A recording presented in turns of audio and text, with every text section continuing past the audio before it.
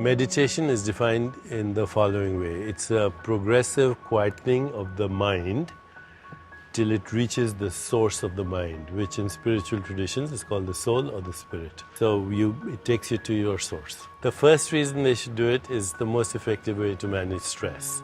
And when you have stress, you don't sleep well, you're not good in your relationships, and there are biological effects. Your blood pressure goes up, heart rate speeds up, you get arrhythmias, the immune system gets compromised.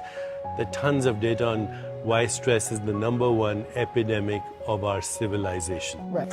So first reason, stress. Management, and you'll improve your physical health, you'll improve your mental health, you'll improve your emotional well-being. Life is going to get better if you meditate. Yeah.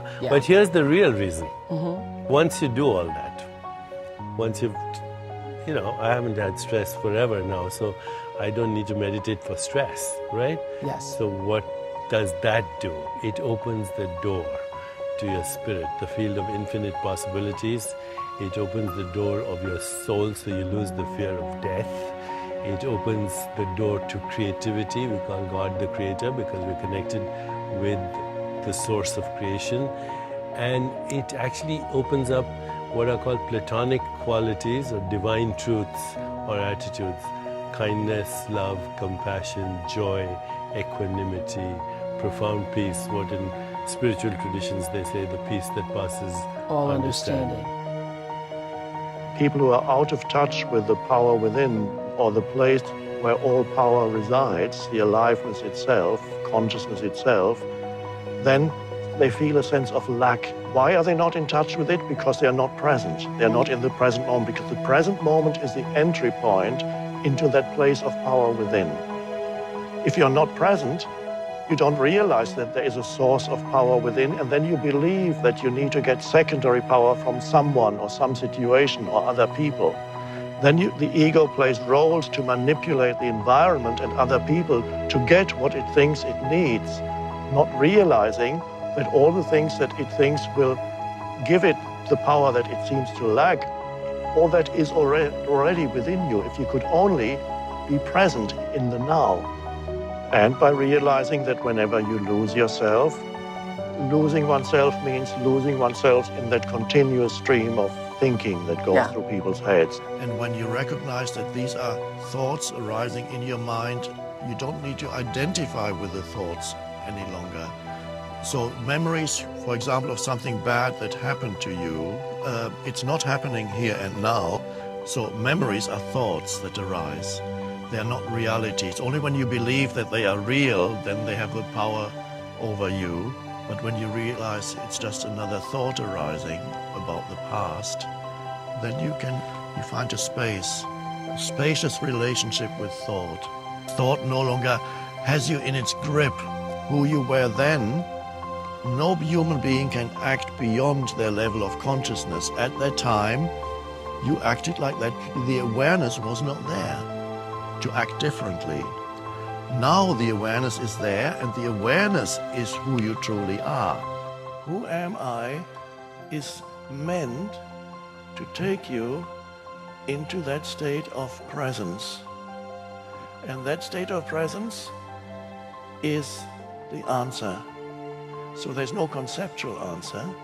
There's only the answer of experiencing yourself as pure presence. And that is not difficult. It's between two thoughts. The gap between two thoughts is the I am presence. You experience yourself as the canvas, as the consciousness.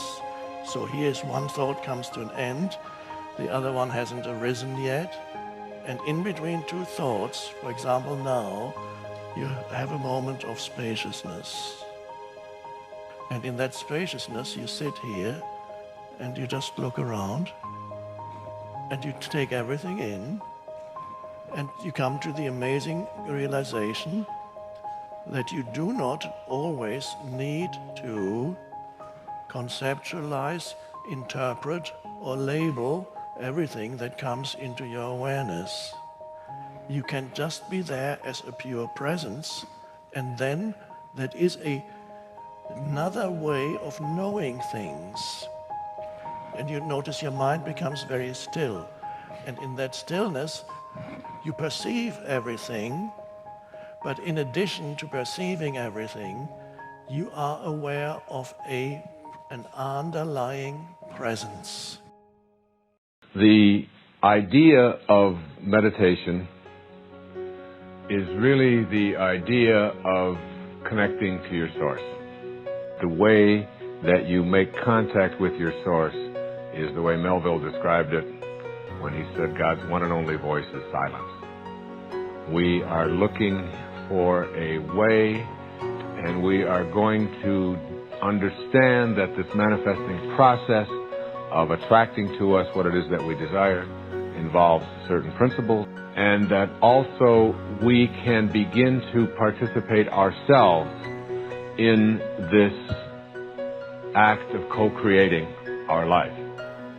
It is not something that just happens to us. We are not placed here from another world into this one and then on to another world. It's all one. So we grow out of this world.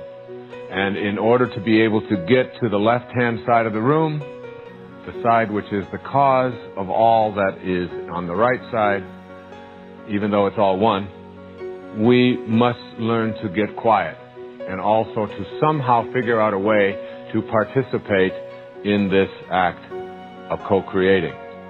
And most of us have been raised on the conditioned idea that this is not something that is possible for us, that we can't really do it ourselves. So what we want to do is learn this thing that I call picturing, and to be able to picture what it is that we would like and then detach ourselves from the picture is something that our egos don't really take well to. In other words, if we have a picture, then the ego part of us says, yeah, okay, now I want it fulfilled. And what you have to do is remove fear and doubt from all of your pictures and come at these internal pictures with a knowing. And then you have to have an enthusiasm for these pictures showing up in your life with a detached view of whether or not they do or not. Again, a paradox. Enthusiasm is a word that if you look it up in the etymology of the word enthusiasm, it breaks down to entheos, which means the God, and asm means within. The enthusiasm literally translates to the God within. I don't know if you've ever noticed in your life, but when you are inspired in your life, when you're truly inspired in your life, everything seems to be working. For me, when I am inspired, it is with my writing and my speaking. When you are inspired, very often you are making love to the person that you adore. When you are inspired, very often you might be painting, you might be creating music, you might be cooking up something that you've never cooked up before, you might be in a dream, you might be listening to music. Whatever it is, when you feel inspired, you're not thinking about what's missing. You're not thinking about whether or not you have enough money to do what you want to do. The money seems to take care of itself. You don't think about any of your ills, any of your pains, any of your struggles. That's all, for the moment of your inspiration, those things are all gone from your life. And why is that so?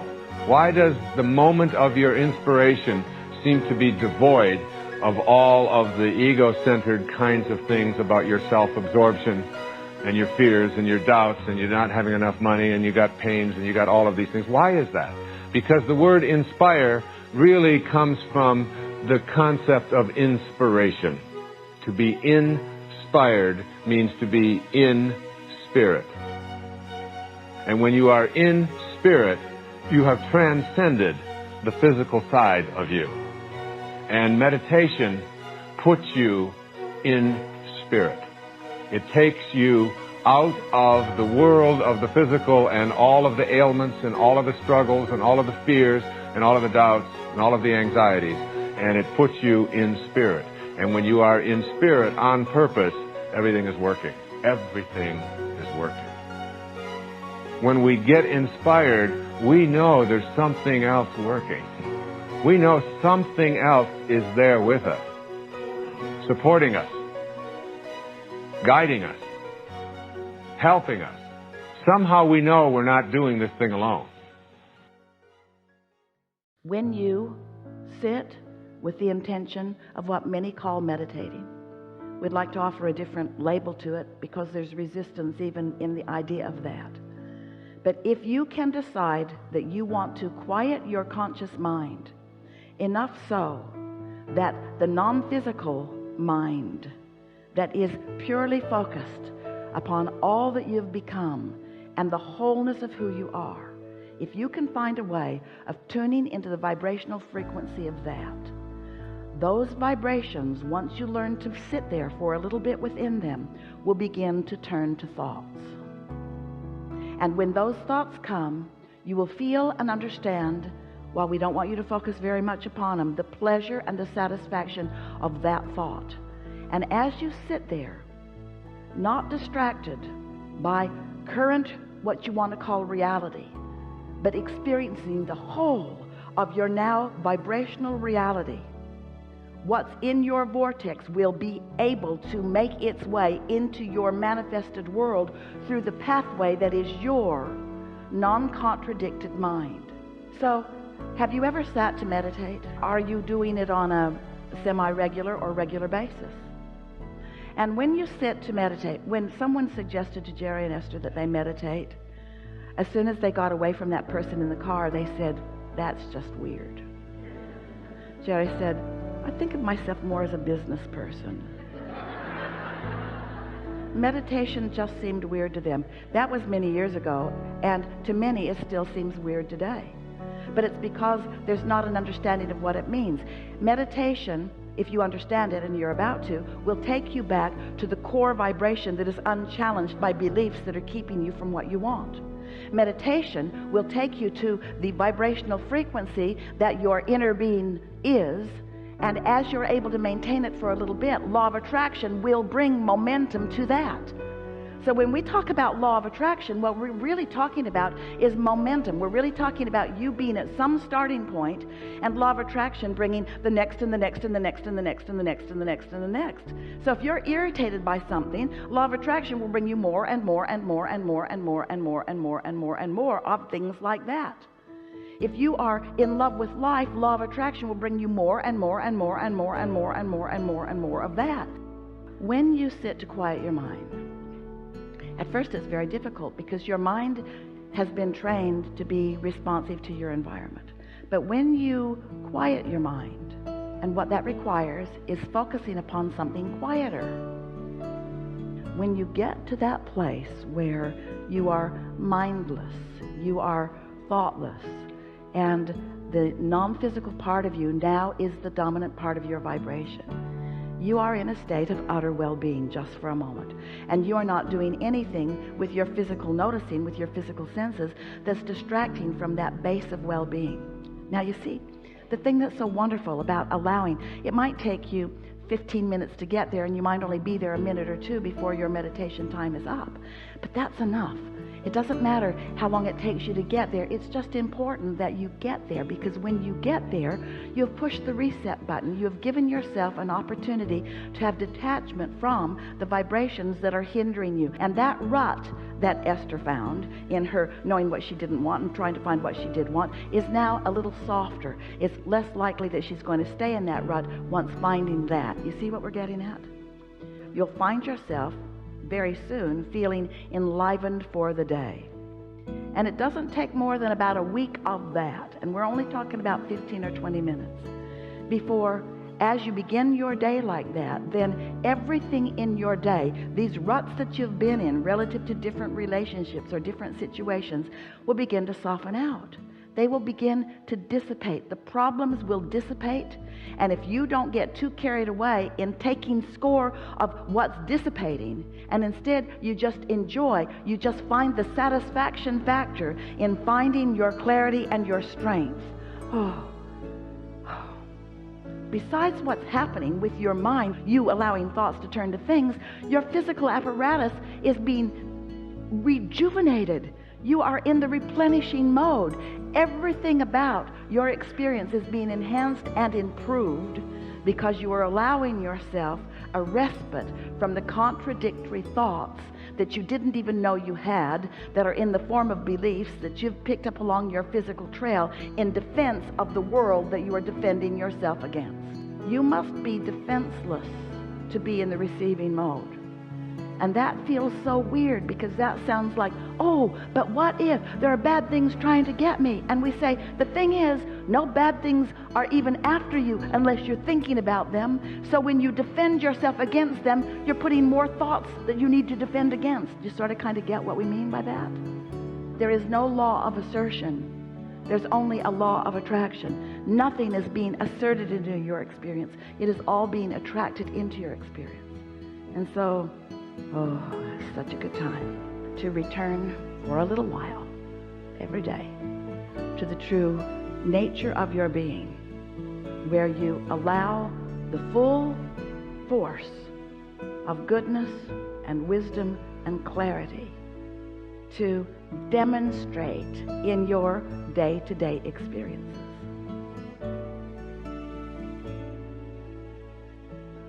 So ecstasy is not the goal of meditation. It is just an incentive to keep you going, because otherwise you wouldn't go. So what is meditation? The purpose of… if we have to look at the purpose, if you sit in meditation, slowly it will become like this. Your body is here, your mind is out there, what is you is somewhere else. Once these three things are happening separately, once there is a space between you and the body, between you and the mind, this is the end of suffering. Once the fear of suffering is taken away, only then you will keep your instinct of self-preservation down, otherwise you won't keep it down. As long as the fear of suffering is there, you will not keep the instinct of self-preservation down. The only reason why you are naturally not spiritual is because you have empowered your instinct of self-preservation too much. All the time it is trying to make you like a bubble in the world, separate bubble, not willing to mix with anything.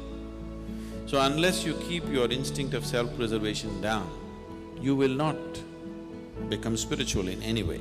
You will not know life as one happening. You will always be an individual, trapped. Have you noticed even in your general life, when you're very happy, you keep your guards down? Isn't it so? When you're unhappy, fully shielded. When you're happy, little down, isn't it? When you're very happy, it's all down. Have you noticed this? So this is the reason why you're willing to be happy only among certain people. Because you don't know how to be just happy and still know where to stop life when it has to be stopped. You're willing to be happy only with 5 people in your life because you think that is the only safe atmosphere where you can be happy, because you have always understood happiness as a certain vulnerability. Meditation gives you that space between you and your body, between you and your mind. Whatever suffering human beings have known, it has either entered them through the body or through the mind. Do you know any other kind of suffering? There are only 2 kinds of suffering, isn't it? Once you have a distance from these 2 things, this is the end of suffering. Once the fear of suffering is taken away, only then you're willing to venture into other dimensions of life. Otherwise, no matter what I tell you, you're only looking for safety. Meditating daily makes a massive difference in life. It helps to slow things down in this fast-paced society. It helps you to find balance and to look within and then go out into the world with those feelings of clarity. When you experience expanded awareness and the feeling of calm, stillness, at the same time as feeling happy and joyous, it is a blissful day, a sensational year, an extraordinary life. The perspective you gain and the peace you experience helps you to feel differently about any challenges you may face. Happiness and satisfaction is not something that we can find outside of ourselves. During meditation, we come into closer contact with who we are. We have the opportunity to observe the way our mind works and notice our feelings more fully. With this increased awareness, we have an opportunity to make different choices. We can feel calmer and more peaceful, which also helps us to respond better to life situations and be less reactive. We can also develop the ability to harness our creative power and manifest our dreams and desires. You can make new choices from a place of expanded awareness so that your life reflects the beautiful being that you are. Meditation has the power to get you into the receiving mode. It helps you to release your normal resistant thinking and chill a little. When you are in this mode of alignment with your inner being, when you are tuned into what you really are, you open the valve to receive your heart's desires. When you can get into that space of stillness and then become a conscious creator, your intentions, affirmations, and the new story of your life have extra power and manifest quickly. At this time now, we are being asked to embrace the unknown and step boldly into the new. To do this, we must increase our confidence by trusting in something that is bigger and greater than each and every one of us. To trust in the beingness that we are, that is beyond our individual personality, that is beyond our egos, beyond our mind. Trust in the unwavering connection we have to unconditional love, and if we allow it to, it will fill us up and flow out into the world. Many scientists have talked about how we are energy vibrating, and more than 90% of what we are is unseen. We are asking you to tap into that 90% that is unseen and let it shine. Feel into that expansiveness that you consist of. Put your full attention onto this field of who you really are. It never runs out. It never ceases to exist. It is a consistent part of the oneness of you and everyone. It is constantly connected to the source of all that is. You are love and the divine expressing itself. You are connected always.